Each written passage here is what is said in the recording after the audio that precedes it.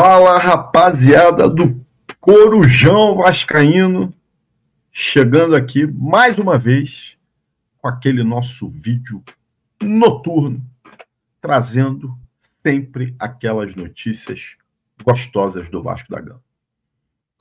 O Vasco continua a sua preparação para a continuidade aí da temporada. Temos aí Brasileirão, Copa do Brasil e Sul-Americana. E antes disso tudo, um amistoso contra o Montevidéu Wanderers, lá em Natal. A venda dos ingressos já começou, parece que com grande procura. Só que a galera está reclamando, dizendo que o preço está salgado, e realmente está. Mas eu acredito que teremos casa cheia. Ainda não há informações sobre transmissão desse jogo, mas eu acredito que vai acontecer. Fala-se da Cazé TV, que está em negociação. Então, provavelmente, algum stream ou alguma emissora aí, ou mais de uma, vão transmitir esse jogo aí para a rapaziada, dia 5/7, às 17 horas. Ainda sem saber se poderemos contar com o Coutinho nesse jogo, porque ele está resolvendo a questão dele, contratual lá com a Aston Villa, contrato dele que termina na segunda-feira. Então, tem que correr para resolver isso aí. Não só por conta do amistoso, mas principalmente, né, para o jogo contra o Botafogo, inicialmente marcado para o dia 12 de julho. Então, tem que correr quanto tempo. Muitas notícias saindo na mídia aí hoje, gente, e eu quero falar especificamente sobre o Jean David. A gente vem falando aqui no canal da dificuldade do Vasco conseguir repassar esse atleta aí. Comentei no vídeo de ontem, primeiro por conta do salário dele, que é um salário para os padrões dos times que tem procurado alto, e também pela dívida que o Vasco tem com o atleta, e o atleta quer receber antes de sair. O fato é que ele vem recebendo sondagens. A preferência do atleta, inicialmente, é retornar para o futebol mexicano. E ele recebeu algumas sondagens aí, já não é de hoje, pelo menos 2 times do México, mas isso não avançou. A grande questão em relação ao Jean David está ligada a um outro jogador, né, que é esse aqui. O Vasco voltou a sondar o zagueiro Samir. E por que voltou a sondar o zagueiro Samir e outros zagueiros também? Porque ontem nós trouxemos que o Vasco recebeu uma proposta pelo Luiz Gustavo, do time Shabab Al-Ahly, nome difícil. Valor de 3 milhões de dólares. Os valores não agradaram.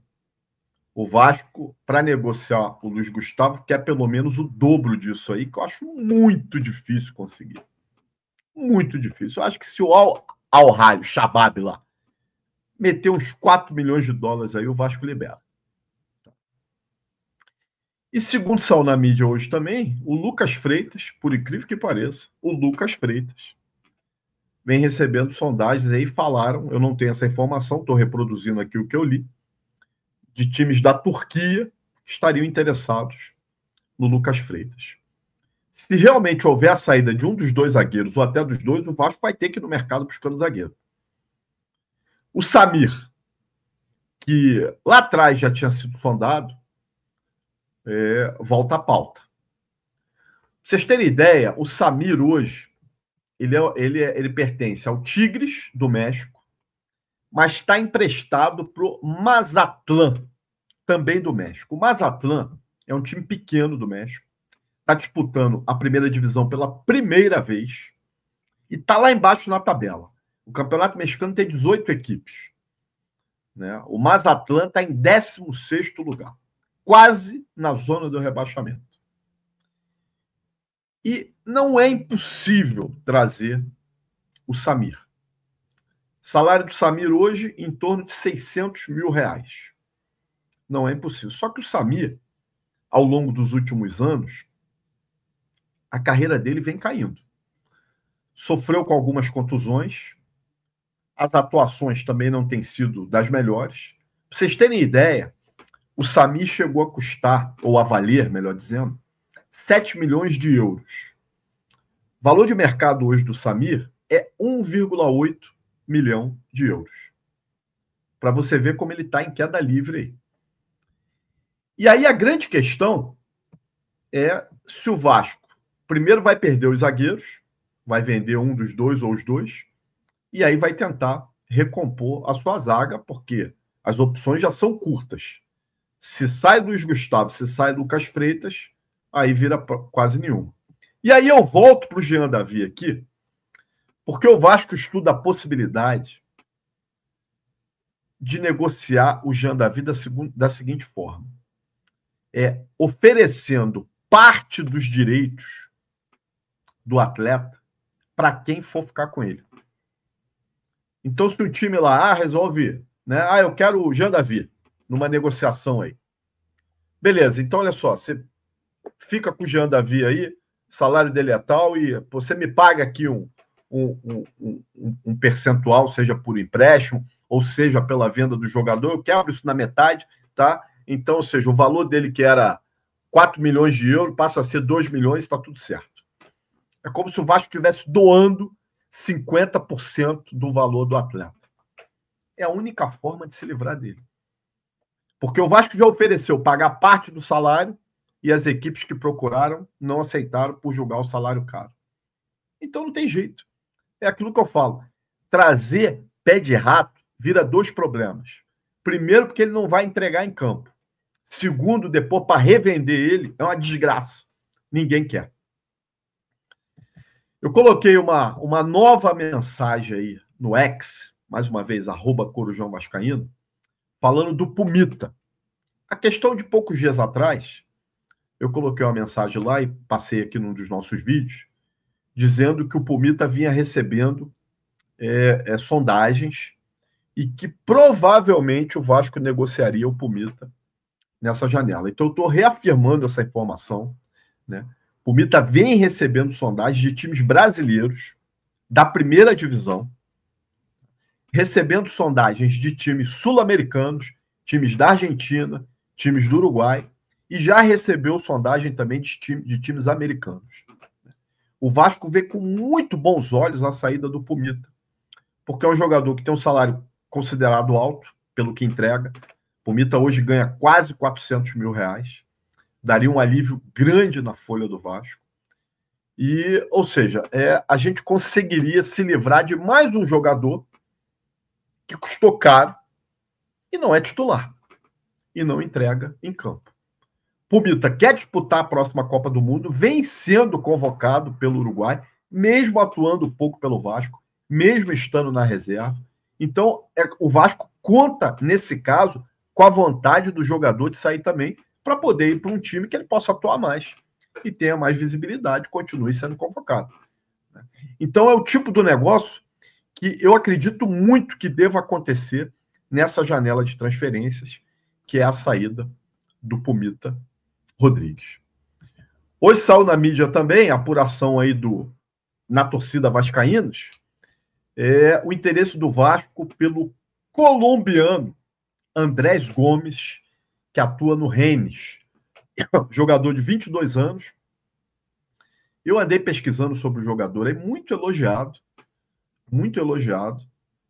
Apesar de no Rennes ter jogado pouco, né, ele veio do futebol americano, onde fez duas excelentes temporadas no futebol americano, e no Rennes não teve tanta minutagem assim. Mas lá no campeonato americano foi muito elogiado. É um jogador que já teve oportunidade de atuar na seleção colombiana também. E segundo informações aí do NT Vascaínos, o Vasco está tentando a contratação desse jogador.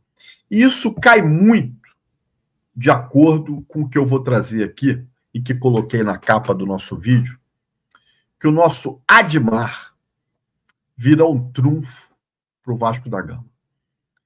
A informação é que, com essa chegada do Admar, um diretor executivo que que veio da Europa, apesar de não ter tido grandes trabalhos na Europa, mas é um cara que estava inserido no mercado europeu.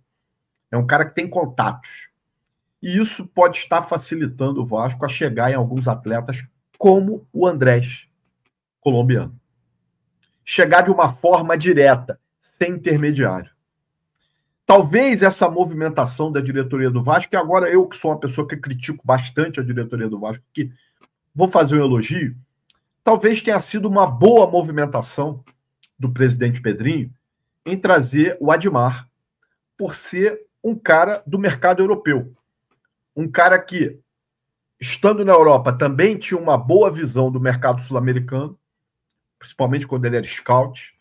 Então, é um cara que conhece, né, bastante do mercado, tanto sul-americano quanto europeu, e pode ajudar o Vasco nessas contratações. Segundo me falaram, o Admar vai dar uma tacada em um jogador que ainda não saiu na mídia aí e que vai ser uma surpresa para os vascaínos. Eu não estou aqui cravando negociação nenhuma, não estou cravando contratação nenhuma. Estou passando o que me falaram. Que ele está trabalhando muito em cima de um jogador específico e que esse jogador vai causar uma surpresa se vier. Eu não sei o nome do jogador. Estou passando a informação que realmente me falaram desta forma. Né? Então, eu acho que essa movimentação pode ter sido um acerto da diretoria do Vasco em buscar conexões que antes a gente não teria e jamais teria com o Marcelo Santana, jamais teria com o Alexandre Matos, né? Jamais teria com qualquer outro diretor executivo que tenha passado ali. É uma experiência nova para o Vasco da Gama em ter um diretor executivo que vem da Europa. Enfim, vamos aguardar se gera bons frutos. O fato é que o tempo está passando, os jogadores retornaram já na segunda-feira, as contratações prometidas não vieram, o Diniz está tendo que se virar com o que tem, nós estamos perdendo tempo de treinamento, porque, volto a dizer, quando os jogos recomeçarem, o Vasco não vai ter tempo para treinar. Vai ser um jogo a cada 3 dias no espaço de 40 dias. São em torno de 24 jogos, aproximadamente, né? Ou um pouquinho menos, aliás, um pouquinho menos, mas que vão ser muitos jogos. E o Vasco vai ter que se virar para poder treinar essa equipe, para poder fazer um bom trabalho aí durante esse período. O ideal é que realmente esses jogadores já estivessem aí, como prometeu o nosso CEO, mas não aconteceu. É isso aí, rapaziada. Por enquanto é isso. Se você gostou desse vídeo aí, peço que deixe seu like, compartilhe, se inscreva no Corujão e vire membro para você estar aqui na nossa bancada falando de Vasco e entrar também no nosso grupo do WhatsApp. E dá uma moral lá no Instagram também. Agora o Corujão tem Instagram, Corujão Vascaíno, só procurar a gente lá. Valeu, rapaziada. Um abraço e até a próxima.